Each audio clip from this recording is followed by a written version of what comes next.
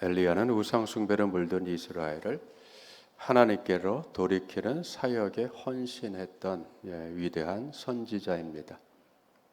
한마디로 나라를 구하기 위해서 동분서주했던 인물이라고 생각해도 됩니다. 갈멜산에서 바알 선지자들과 제단을 쌓아 희생 제물을 올려놓고 여호와 하나님과 바알 중에 누가 참 신인가를 놓고 싸웠던 인물입니다. 두 편이 돌 제단을 쌓고 희생 제물을 올려놓고 서로 자기의 섬기는 신에게 기도합니다. 그리고 어느 쪽이 먼저 불을 내려서 응답을 하는가를 놓고 대결했던 싸움입니다. 결과는 엘리야의 승리였습니다. 엘리야가 기도할 때 하늘에서 불이 내려 제물을 태웠습니다. 바알 종교를 국교화하여서 번영을 누리려고 했던 아합 왕의 정책이 무너지게 된 것입니다. 참 하나님, 참 신이 누군가 증명이 됐음에도 불구하고 크게 회개 운동은 일어나지 않았습니다. 오히려 북이스라엘 왕의 왕후가 된 이사벨은 엘리야 선지자를 죽이겠다고 협박을 했습니다. 삶을 때때로 그렇습니다. 세상 일은 뭔가를 성공적으로 이루었지만 그 후속적으로 그 성공을 뒤이을 더 큰 부흥과 더 좋은 일들, 또 많은 사람들이 호응하는 일들이 일어나지 않을 수도 있습니다. 엘리야는 자신의 생명을 보존하기 위해서 북이스라엘을 떠나 남왕국 유다 남쪽까지 몸을 피신을 합니다. 그래서 브엘세바까지 내려갔습니다. 북이스라엘에서 남유다를 거쳐서 유다 왕국 남쪽 끝까지 내려갔다는 것입니다. 근데 거기서도 더 내려갑니다. 홀로 힘을 다해 북이스라엘 자기 나라를 우상 숭배에서 거짓된 종교에서 구출해내기를 원했지만 진리의 하나님께, 생명의 하나님께, 구원의 하나님께 이스라엘을 돌려 세우기 위해서 열심을 다해 헌신했습니다. 그런데 그 결과는 생각지 않은, 의도하지 않게 더 악화가 된 겁니다. 그래서 엘리야는 더 이상 자기 일, 사명을 감당할 심도, 의욕도 일어나지 않았고 또 체력도 소진되었고 영적인 힘도 고갈되어 버렸습니다. 광야까지 간 엘리야가 하나님께 그런 사정을 털어놓으면서 더 이상 못하겠습니다. 저는 여기서 죽어도 괜찮을 것 같습니다. 그만하겠습니다. 라고 하나님께 하소연을 합니다.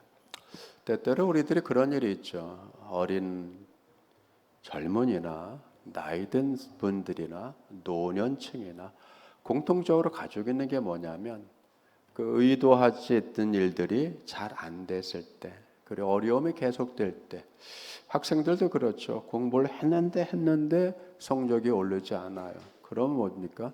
포기하고 싶고, 때로는 그만하고 싶고, 극단적인 생각도 하죠. 이거는 남녀노소를 누구에게나 이런 경우가 오면 그만하고 싶은, 내려놓고 싶은 마음이 드는 것은 인지상정 다 같은 것 같습니다. 그런데 엘리야를 하나님은 그냥 내버려 두지 않습니다. 천사를 보내서 위로해주고 또 힘을 돋궈주고 또 그리고 까마귀를 보내서 먹을 걸 주고 시냇물을 마시게 하고 기력을 회복시켜 줍니다. 왜 그렇게 됐는지에 대한 결과에 대한 설명을 하나님은 하시지 않습니다. 대신 위로하고 힘을 주고 회복시키게 해서 또 말씀을 합니다. 야, 호렙에 가라. 내가 너를 만나겠다. 그래서 엘리야는 40일 동안 사막을 걸어서 하나님의 산 호렙에 갑니다. 그리고 산에 올라 한 동굴을 발견하고 그 동굴 속에 기거를 합니다. 오늘 말씀의 첫 절이 그런 겁니다. 엘리야가 그곳 굴에 들어가 거기서 머물렀다. 그런데 갑자기 하나님의 말씀이 임합니다. 엘리야야, 네가 어째서 여기 있냐? 여러분, 몰라서 묻는 게 아니잖아요. 하나님이 그 상황을 모를까요? 몰라서 물으실까요? 아니죠. 하나님의 질문은 깊은 것입니다. 엘리야가 그 질문을 듣고 뭐라고 합니까? 하소연을 합니다. 마치 하나님이 모르시던 것처럼, 하나님이 모르고 계신 것처럼 그렇게 그 질문을 받았는지 모르지만 엘리야가 뭐라고 대답합니까? 만군의 하나님 여호와께 내가 열심히 아주 유별났었습니다. 그죠? 내가 이전 버전은 특심하여서, 열심히 아주 특심하여서, 그죠? 아주 특별해서 이스라엘 자손이 주의 언약을 버리고 주의 제단을 헐며 칼로 주의 선지자들을 죽였으며 오직 나만 남았습니다. 그들이 내 생명까지 찾아 뺏으려 해서 내가 도피해서 지금 여기에 와 있습니다. 여러분, 그렇죠? 내 사정을 하나님이 모르시는 것처럼, 그죠? 내 상황을 모르시는 것처럼, 마치 그래서 엘리야는 자기 상황과 형편을 설명을 했고 하소연했고, 자기가 그런 상황 속에서 얼마나 하나님을 위해서 열심이었고 특심이었고 유별나게 했는지 그거를 강조를 합니다. 여기에는 여러분, 그렇게 강조하고 호소하는 이면에는 하나님에 대한 좀 뭐가 있는 거예요? 섭섭함이 있죠. 내가 이렇게 열심을 하는 사이에, 또 주의 선지자들이 죽어나가는 사이에, 내 목숨까지 찾으려고 하는 사이에 주님 뭐하고 계셨습니까? 라고 하는 어쩌면 그러한 섭섭함도 묻어 있는지도 모릅니다.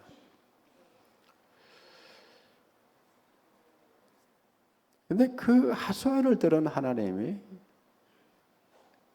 엘리야에게 야, 굴에서 나와서 산 앞에 서라. 그죠? 산에 서라. 내가 해야 될 일을 알려주겠다.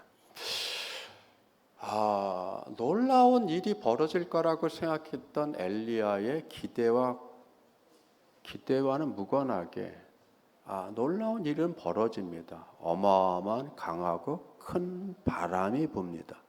그 바람이 얼마나 셌는지 산을 가릅니다. 바위를 깨부숩니다. 어마어마한 거죠. 그런데 그 바람 속에, 그 바람이 지나간 다음에도 하나님은 거기에 계시지 않았어요. 그리고 바람이 지나가고 지진이 일어납니다. 땅이 흔들리고 온 산이 흔들립니다. 그런데도 하나님은 계시지 않았어요. 그리고 불이 일어납니다. 어마어마한 강렬히 타는 맹렬한 불이 일어났습니다. 그런데도 그 속에는 하나님이 계시지 않았습니다. 즉 엘리야의 눈에 볼 때 하나님이 안 계셨다는 겁니다. 어마어마한 현상이 일어나는데 산이 쪼개지고 바위가 깨져 나가고 하는 어마어마한 일들, 불이 일어나고 진동을 하는 상황 속에서도 하나님을 발견하지 못했다는 거예요. 하나님이 계시지 않았다.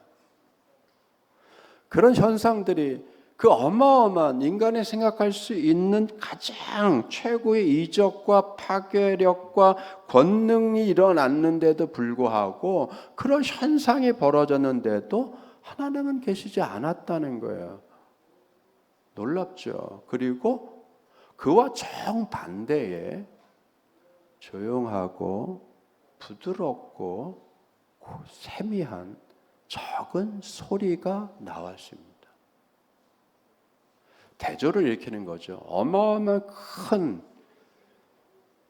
말로 다 표현할 수 없는 자연 현상, 어마어마한 이적과 같은 큰 현상들이 벌어진 거에 이면에 하나님은 정작 미세하고 부드럽고 작은 소리로 그 소리 속에서 엘리야를 만나십니다.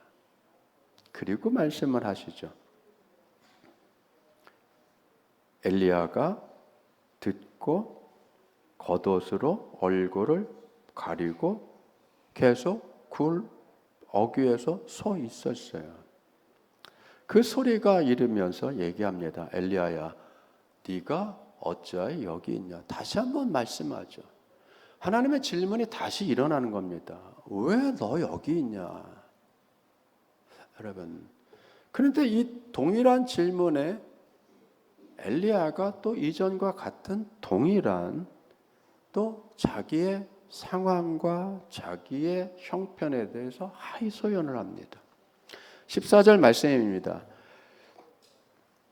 만군의 하나님 여호와께 열심히 유별했었습니다. 제가 주님을 위해서, 하나님을 위해서 이렇게 애쓰고 땀 흘리고 금식도 하고 기도도 하고 바알 제사장들과 싸움도 하고 어마어마하게 했습니다.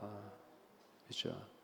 내 헌신을 말로 하면 말로 다 표현할 수 없을 정도로 어마어마한 헌신을 했습니다. 어마어마하게 노력했습니다. 어마어마하게 분투했습니다. 말로 하지 못할 고통을 견뎌가면서 내가 애를 썼습니다. 그런데 주의 백성인 이스라엘은 주님을 버렸습니다. 언약을 버렸습니다. 주의 단을 헐어버렸습니다. 주의 선지자들이 죽어나갔습니다. 그들은 거기에 아무 반응도 일으키지 않았습니다. 오직 나만 애썼고 나만 이렇게 남아있고 나만 이렇게 혼자가 됐습니다. 그들이 이제는 내 생명까지 찾아 뺏으려 합니다. 여러분, 홀로 의식이죠. 나만 애써, 나만 노력해. 왜 나만 이래야 돼? 동조하는 사람이 없어. 이해하는 사람이 없어. 나와 함께 하려고 하지 않아. 난 그래서 외로워. 난 집에서도 나 혼자야. 직장에서도 나 혼자야. 학교에서도 나 혼자야. 사회에서도 나 혼자야. 내 사정과 내 형편을 알아주는 사람 하나도 없어. 나만 고생하네. 여러분 있어요. 때로는 이런 하소연을 여러분 엘리야와 같이 주님 앞에 털어놓아야 될 때도 있는 거예요. 하나님이 다 들으시잖아요. 똑같은 얘기를 들으시잖아요. 하나님의 질문이 다른 의도가 있음에도 불구하고 엘리야는 그 깊은 질문의 뜻을 헤아리는 것이 아니라 자기 형편, 자기의 억울함, 자기의 고통, 혼자 분투하고 혼자 애쓰는 것, 그거를 여러분 토해냅니다. 그렇죠? 여러분 이게 필요해요. 이 토해내는 게 필요한 거예요.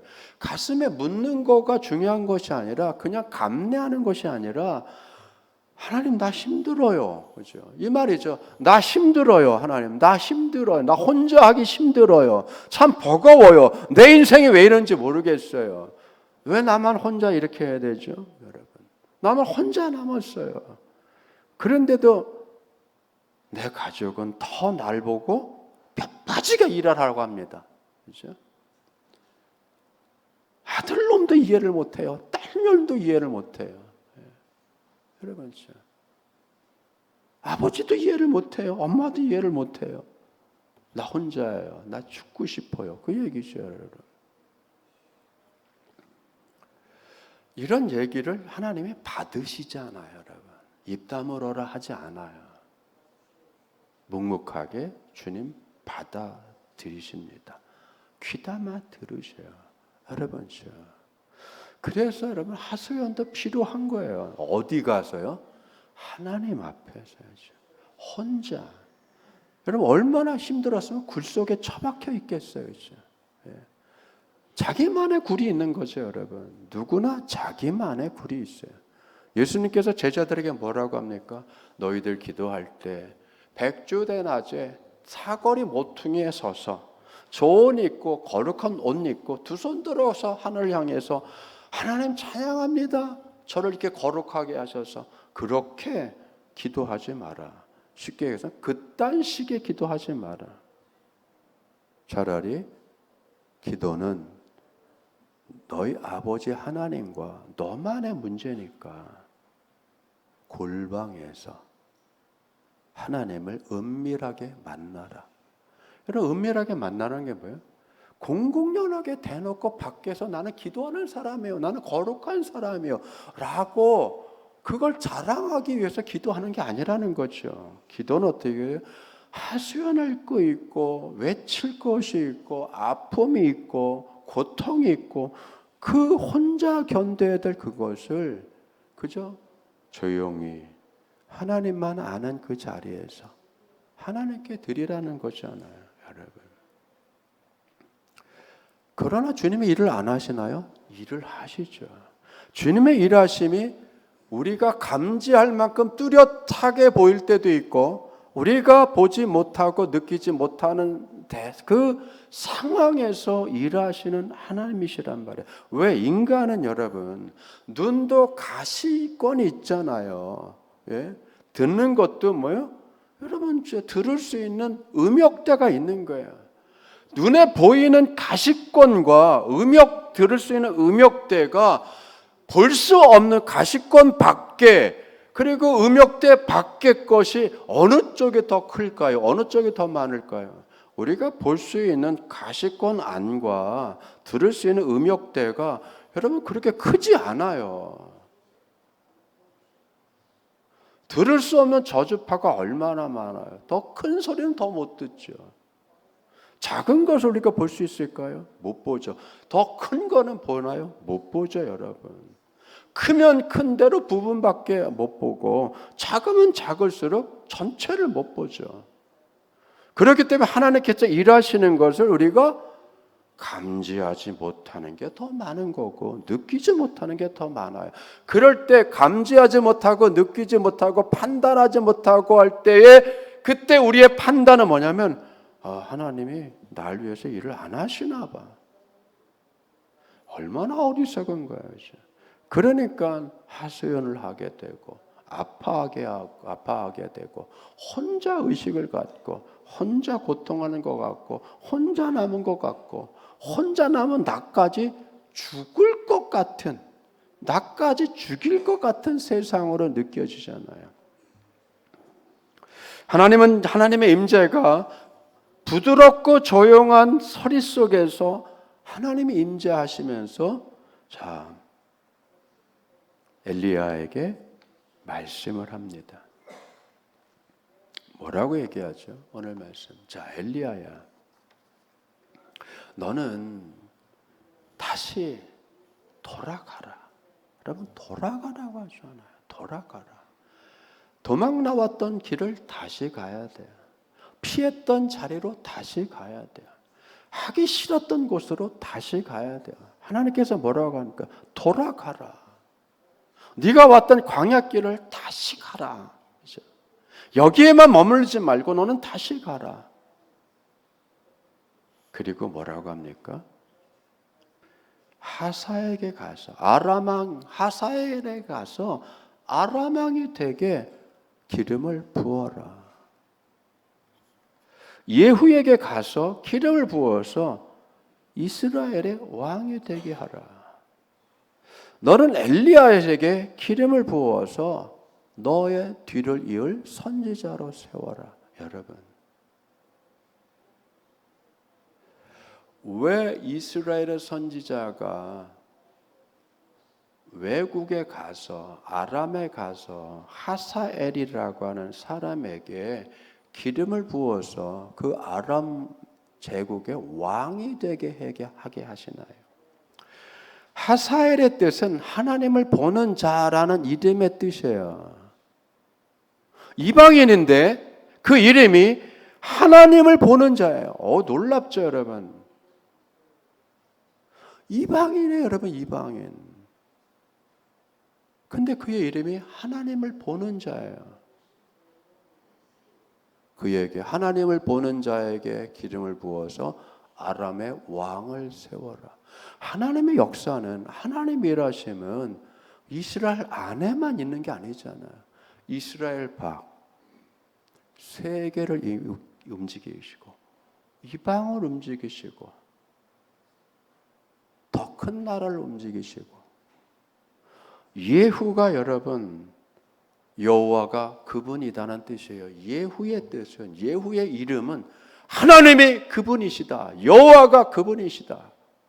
그 이름을 가진 예후에게 기름을 부어서 북이스라엘의 왕을 세웁니다. 그 얘기는 뭐죠?